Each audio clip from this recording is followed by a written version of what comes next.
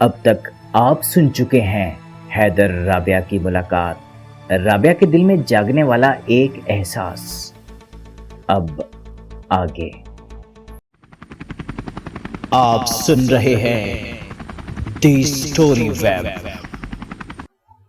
حیدر کے ابا کمرے سے باہر چلے جاتے ہیں اور رابعہ سوچنے لگتی ہے، یہ میں کیوں اس کے بارے میں سوچ رہی ہوں؟ بار بار میرے دل و دماغ میں اس کا خیال کیوں آ رہا ہے؟ کیوں وہ مجھ پہ اس طرح چھایا جا رہا ہے؟ یہ سارے سوال وہ تنہائی میں بیٹھی خود سے کر رہی تھی۔ وہ جانتی نہیں تھی یہ اس کے دل میں جاگنے والا احساس محبت کا احساس ہے۔ یہ وہ احساس ہے جس کے جاگنے کے بعد انسان سب کچھ بھول جاتا ہے۔ اس احساس کے جاگنے کے بعد انسان تن من دھن سب کچھ اسی شخص پر وار دیتا ہے جو انسان کو دنیا میں سب سے زیادہ عزیز ہوتا ہے، یعنی اس کا محبوب۔ رابعہ اپنے دل میں ابھرنے والے اس احساس کو کچھ نام تو نہیں دے سکتی تھی، مگر وہ اتنا ضرور سوچنے لگی تھی کہ اس لڑکے میں کچھ خاص ضرور ہے، ایسا خاص جو میں آج تک اور کسی میں نہیں دیکھ سکی۔ جوان اور خوبصورت لڑکا رابعہ کو ایک ہی نظر میں بھا گیا تھا۔ مسئلہ صرف یہ تھا کہ حیدر غریب تھا اور وہ منسٹر کی بیٹی بے حد امیر تھی۔ انہی سوچوں میں گم رابعہ کچھ دیر کمرے میں بیٹھی رہتی ہے اور پھر کمرے سے باہر کا رخ کرتی ہے۔ دروازہ لاک کرتے ہی گھر میں موجود صحن میں وہ ٹہلنے لگتی ہے اور پھر اس کے بعد وہ گھر میں موجود اسٹڈی روم کا رخ کرتی ہے۔ اسٹڈی روم میں جانے کے بعد وہ اپنے ارد گرد چاروں طرف بکس کو دیکھتی ہے۔ ان میں اس کو وہ کتابیں پسند آتی ہیں جن میں قدیم دور کے محبت بھرے قصے لکھے ہوئے تھے۔ وہ ان میں سے ایک کتاب کو منتخب کرتی ہے اور اپنے کمرے میں لے آتی ہے۔ وہ ان کتابوں کے ورق الٹ پلٹ کر دیکھتی ہے اور اس کتاب میں کچھ محبت کے مناظر کو پڑھنے کی کوشش کرتی ہے۔ تقریباً 1.5 سے 2 گھنٹے وہ اس کتاب کو پڑھتی ہے۔ کتاب کو پڑھنے کے بعد وہ اس بات کا اندازہ لگاتی ہے کہ جو اس کتاب میں لکھا ہے وہی سیم کنڈیشن میرے ساتھ ہے، وہی سب میرے ساتھ ہو رہا ہے۔ مجھے بھی شاید حیدر سے پیار ہو گیا ہے۔ اس کتاب کو رکھ دیتی ہے اور ایک بار پھر سے سوچنے لگتی ہے اسی نوجوان کے بارے میں۔ کچھ دیر بعد اس کے کمرے میں ندا آ جاتی ہے۔ ندا اس کی سب سے کلوز فرینڈ تھی۔ وہ اپنے دل میں موجود ہلچل کا ذکر اپنی دوست سے کرتی ہے۔ وہ اس سے پوچھتی ہے یہ سب کچھ میرے ساتھ ہو رہا ہے اور یہ کیوں ہو رہا ہے، مجھے کچھ سمجھ میں نہیں آ رہا ہے۔ اس کی دوست اس کو سمجھاتی رہتی ہے کہ تم اپنے آپ کو سنبھالو، وہ غریب ہے، کہاں وہ اور کہاں تم۔ کافی وقت گزرنے کے بعد اس کی دوست چلی جاتی ہے۔ اتنے میں پھر سے رات ہو جاتی ہے۔ جیسے ہی رات ہوتی ہے وہ خدا کا شکر ادا کرنے لگتی ہے کہ اب وہ وقت قریب آنے والا ہے جب صبح ہوگی اور صبح حیدر آئے گا۔ اگلے دن قریب 10 بجے حیدر آ جاتا ہے۔ وہ اس کو دور سے دیکھتا رہتا ہے مگر شرماتا رہتا ہے۔ رابعہ اس بات کو اچھی طرح محسوس کرنے لگتی ہے کہ جو حال اس کا ہے وہی حیدر کا بھی ہے۔ کافی سوچ بچار کے بعد رابعہ حیدر کو اپنے کمرے میں بلا لیتی ہے۔ وہ اسے ساری صورتحال سے آگاہ کرتی ہے۔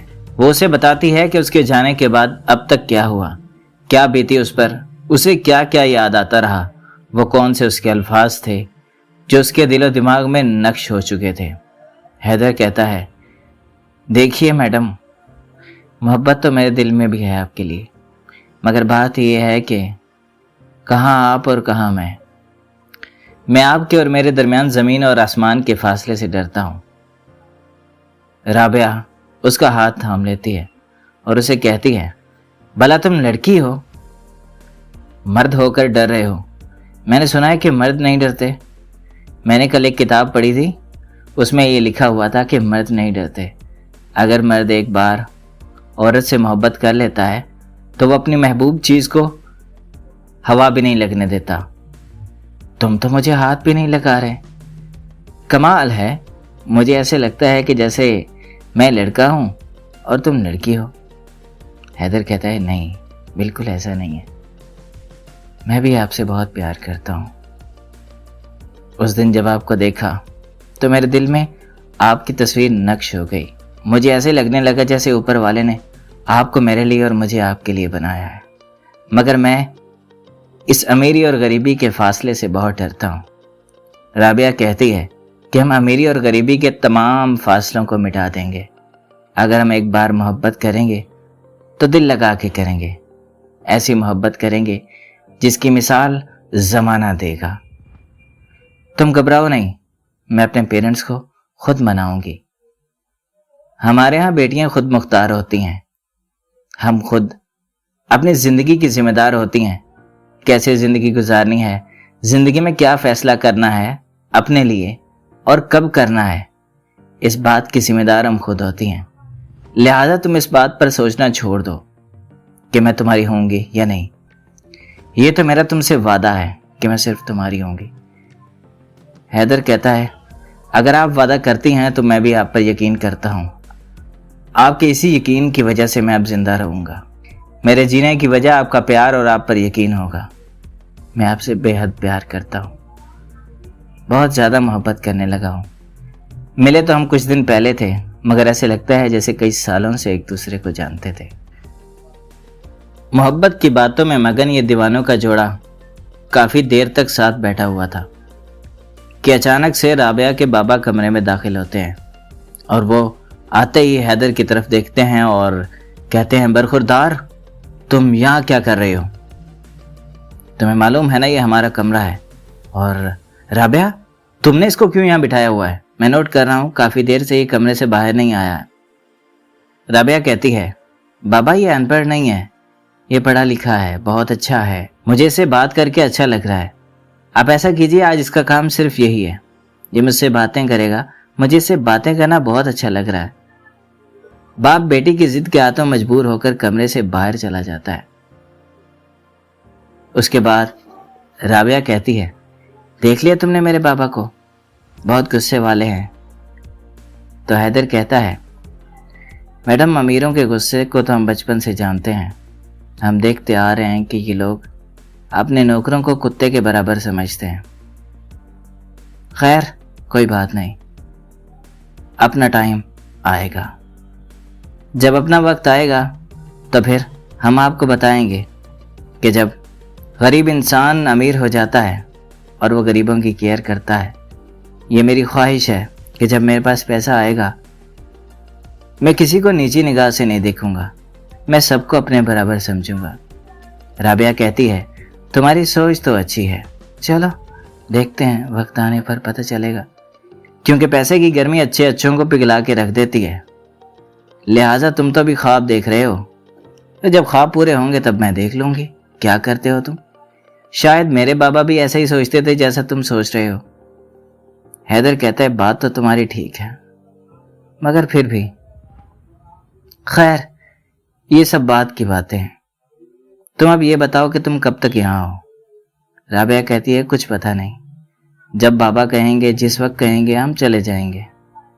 یہ تو دادا جان اور بابا نے ہی فیصلہ کرنا ہے کہ بابا نے کب جانا ہے، اور ظاہر ہے جب بابا جائیں گے تو میں بھی جاؤں گی۔ خیر کوئی بات نہیں، ہم ضرور ملیں گے، ہم ملتے رہیں گے، میں تم سے دور کبھی نہیں ہوں گی۔ حیدر کہتا ہے اسی بات کا تو مجھے ڈر ہے کہ اگر آپ اپنے شہر میں چلے جائیں گی تو اب ہمیں بھول تو نہیں جائیں گے، اس بھیڑ میں کہیں ہم کھو تو نہیں جائیں گے آپ سے۔ رابعہ کہتی ہے اس بھیڑ میں پہلے کوئی تمہارے جیسا ملا نہیں، تو اب اس بھیڑ میں جا کر تمہیں بھول کیسے جاؤں گی؟ مجھے تو تم ملے ہو یہاں پر، سو میرے لیے تو سب کچھ یہاں پر ہی ہے نا جہاں تم ہو۔ حیدر کہتا ہے باتیں تو بہت اچھی کر لیتی ہو، مگر یہ دیکھنا ہے کہ آپ میں ہمت کہاں تک ہے، کہاں تک آپ میرے ساتھ چلتی ہیں۔ رابعہ کہتی ہے تم میرے پیار کو چیلنج کر رہے ہو۔ देखो तुम मेरी मोहब्बत को आजमाओ नहीं, क्योंकि मैं अगर जिद पे अड़ गई तो मैं बहुत कुछ कर सकती हूँ। मेरी जिद का अंदाज़ा तुमने उस दिन लगा लिया होगा। तुम्हें पता चल गया होगा कि मैं अगर एक बात पे अड़ जाऊं या मैं जो काम करना चाहूं मैं वो काम करके हटती हूँ। लिहाजा चैलेंज नहीं करो। अगर चैलेंज करोगे तो मैं तुम्हें उठा के ले जाऊंगी। मैं एक अमीर ज़ाती हूँ। पैसा बहुत बड़ी ताकत है, तुम्हें इस बात का शायद अंदाज़ा नहीं। हैदर कहता है मैं जानता हूँ पैसे की ताकत को, बस मैं ये चाहता हूँ कि हमारी मोहब्बत का जो रिश्ता है ये हमेशा कायम रहे। मैं तुम्हारे और मेरे बीच में कभी दूरी बर्दाश्त नहीं कर सकता। मैं सिर्फ ये चाहता हूँ कि तुम मेरे साथ रहो। मुझे तुम्हारी ज़रूरत है। अमीर इंसान के पास उसकी दौलत में पैसा, गाड़ी, बंगला सब कुछ होता है, मगर गरीब इंसान के पास उसकी दौलत, जिसे हम असल दौलत कहते हैं, वो उसकी मोहब्बत होती है, जिसे वो मुख्तलिफ़ तरीक़ों से मुख्तलिफ़ लोगों को लुटाता रहता है। मसलन अगर बाप है तो वो मोहब्बत अपने बेटों को देता है, अगर भाई है तो वो मोहब्बत अपनी बहनों को देता है, और अगर बेटा है तो वो अपनी माँ को देता है, और अगर आशिक है तो वो अपनी मोहब्बत अपने महबूब को देता है। बस यही सब कुछ बताना था आपको। उम्मीद है कि आप ये सब कुछ याद रखेंगे। इतने में हैदर के बाबा आ जाते हैं और वो हैदर को घर ले जाते हैं। राबिया खुद से बातें करने लगती है और वो कहती है उसकी आवाज़ और अंदाज कितना अच्छा था। वो सब कुछ अपने बारे में बता गया। जाते हुए आखिरी अल्फाज अपने फिर से उसको सोचने के लिए दे गया था कि गरीब इंसान के पास उसकी मोहब्बत ही उसका सब कुछ होती है। वो ये सोचने लगी कि अगर मैं बदकिस्मती से इसे ना मिल सकी तो इसका क्या होगा। वो कुछ देर तो अपने कमरे में बैठ के यही सब सोचती है और फिर कमरा छोड़कर बाहर चली जाती है। बाहर वो अपने बाबा और दादा के पास जाकर बैठ जाती है। वो अपने बिजनेस के रिलेटेड वही पुरानी मीटिंग्स कर रहे थे जो उनके रोज़मर्रा ज़िंदगी का असासा है। राबिया के बाबा उसे बोलते हैं, बेटा कल सुबह 10 बजे मेरी एक मीटिंग है, मुझे जाना है, लिहाजा तुम अपनी तैयारी करो, हमें आज ही थोड़ी देर तक निकलना है। राबिया अपने बाप के ये अल्फाज सुनकर जैसे गुम सी हो जाती है कि अभी थोड़ी देर पहले मैं उसे कह रही थी कि पता नहीं कब मैं चली जाऊं। वही बात हुई। अब्बा जान ने हुक्म सुना दिया कि अभी थोड़ी देर तक निकलना है। बेटी बेचारी मजबूर थी। वो तैयार होती है और अपने कमरे में एक खत लिखकर छोड़ जाती है जिसमें लिखती है, मेरे प्यारे हैदर, मैं माजरत खा हूँ कि मैं तुम्हें बताए बगैर जा रही हूँ, मगर मैं मजबूर हूँ क्योंकि अब्बा जान को एक मीटिंग में जाना है, इस वजह से मुझे अभी निकलना पड़ रहा है।